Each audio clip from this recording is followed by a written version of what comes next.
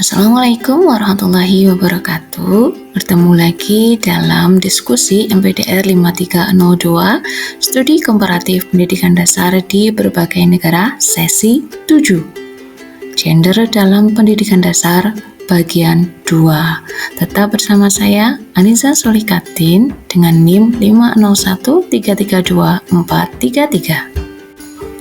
Dalam diskusi isu gender di sekolah dasar di Indonesia kali ini, kita akan membahas tentang artikel yang terindeks Scopus dengan judul Teacher Judgment and Gender Achievement Gaps in Primary Education in England, Germany, and the US by Elzik et al. 2023.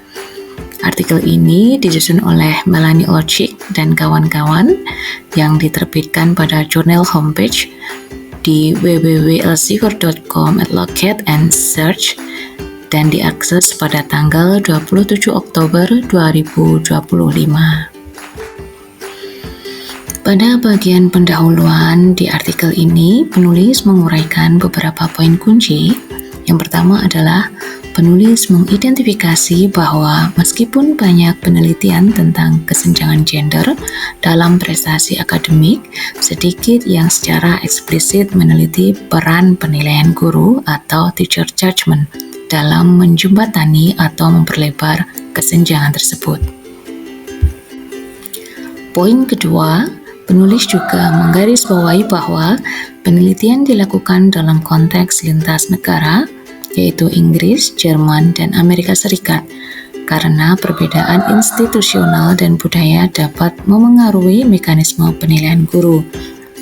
Poin ketiga adalah dalam latar teoritis, penelitian menyinggung konsep self-fulfilling prophecy dan ekspektasi guru atau teacher expectation sebagai salah satu jalur di mana penilaian guru yang bias dapat memperkuat atau menumbuhkan gap prestasi menurut gender. Yang keempat, penulis menyimpulkan bahwa memahami mekanisme penilaian guru sangat penting untuk kebijakan pendidikan yang bertujuan untuk kesetaraan gender, terutama karena banyak intervensi fokus pada siswa atau kurikulum, namun kurang pada aspek interaksi guru, siswa, dan diskriminasi tak langsung melalui penilaian. Rumusan masalah utama pada artikel ini adalah 1. Apakah terdapat korelasi antara penilaian guru yang tidak akurat, misalnya overestimate atau underestimate, dengan jenis kelamin siswa, baik laki-laki maupun perempuan, dalam domain bahasa dan matematika pada pendidikan dasar? Yang kedua, apakah penilaian guru yang bias tersebut berkontribusi terhadap perkembangan prestasi siswa selanjutnya? Yaitu, apakah bias penilaian merupakan salah satu mekanisme yang menjelaskan bagaimana kesenjangan gender berkembang dalam pendidikan dasar? Rumusan masalah pada artikel ini mempunyai catatan penting untuk konteks sekolah kami. Yang pertama, perhatian guru yang tidak seimbang antara anak laki-laki dan perempuan dalam pembelajaran dapat dilihat sebagai bentuk penilaian atau perhatian guru yang berbeda, yakni guru memilih murid laki-laki lebih sering, memberi dukungan lebih besar yang setara dengan penilaian. Dalam arti luas, pemilihan partisipasi, durasi berbicara, dan pemberian umpan balik. Yang kedua, penekanannya pada peran guru dan mekanisme penilaian atau bias membingkai intervensi bukan hanya dari sisi siswa atau materi, tetapi dari praktik pengajaran guru dan bagaimana mereka memilih atau memfasilitasi dan menilai siswa. Selanjutnya kita akan membahas hasil dan pembahasan pada artikel ini. Artikel ini menggunakan penelitian dengan data longitudinal besar dari 3 negara yaitu Inggris, Jerman, dan Amerika Serikat, juga mengukur penilaian guru awal versus tes kognisi standar siswa, lalu melihat efeknya terhadap prestasi selanjutnya. Dan temuan utamanya adalah 1. Dalam domain bahasa atau language, guru cenderung memberi bias positif kepada siswi atau female students, yaitu penilaian guru terhadap mereka sedikit lebih tinggi daripada yang tercermin dalam tes standar. Sebaliknya, siswa laki-laki cenderung underestimate. Yang kedua, dalam domain matematika, pola terbalik. Guru menunjukkan bias positif terhadap siswa laki-laki dan cenderung mengecilkan pada siswa perempuan. Berikutnya, setelah memperhitungkan penilaian yang bias, penulis menemukan bahwa bias tersebut sebagian memediasi efek gender terhadap prestasi akhir. Misalnya, untuk domain bahasa di Inggris dan Jerman, 36% Inggris dan 27% di Jerman dari gap gender yang dijelaskan. Berikutnya, untuk domain matematika, setelah kontrol bias penilaian, efek gender terhadap prestasi menyempit secara signifikan. Artinya, sebagian dari keunggulan siswa laki-laki di matematika dapat dijelaskan karena penilaian guru awal yang lebih positif terhadap siswa-siswinya. Berikutnya, terhadap variasi antar negara. Tergantung besarnya bias dan kontribusi berbeda di masing-masing sistem pendidikan. Pembahasannya adalah penulis menafsirkan bahwa salah satu mekanisme yang membentuk kesenjangan gender adalah melalui ekspektasi guru. Jika guru secara sistematis menilai siswi lebih rendah di matematika, maka kesempatan mereka untuk menerima umpan balik positif, ditunjuk tampil, atau mendapat tantangan lebih tinggi bisa berkurang, yang kemudian memperkuat kesenjangan. Kedua, diskusi juga menyampaikan bahwa meskipun efek bias tidak menjelaskan seluruh gender, kontribusinya cukup signifikan, sehingga intervensi pada tingkat guru atau dalam penilaian dan ekspektasi sangat relevan. Hasil pembahasan berikutnya adalah karena variasi antar negara, penulis menekankan bahwa konteks institusional, misalnya sistem penilaian nasional, pelatihan guru, dan budaya sekolah yang mempengaruhi besarnya bias. Oleh karena itu, hasil tidak dapat langsung digeneralisasi tanpa memperhatikan konteks lokal. Implikasi kebijakan yang disarankan perlu peningkatan objektivitas penilaian guru, seperti rubrik dan standarisasi, pelatihan guru tentang ekspektasi dan bias gender, serta monitoring interaksi guru-siswa. Juga, strategi khusus agar siswa perempuan mendapat umpan balik dan kesempatan partisipasi yang setara. Penulis juga menyarankan penelitian yang lanjut untuk menggali mekanisme mikro.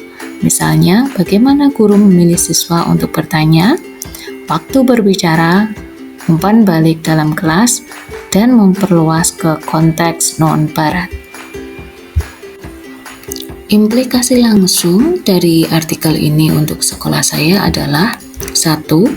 Temuan bahwa siswa perempuan cenderung di-underestimate oleh guru dalam domain matematika, dan kemungkinan sains yang serupa.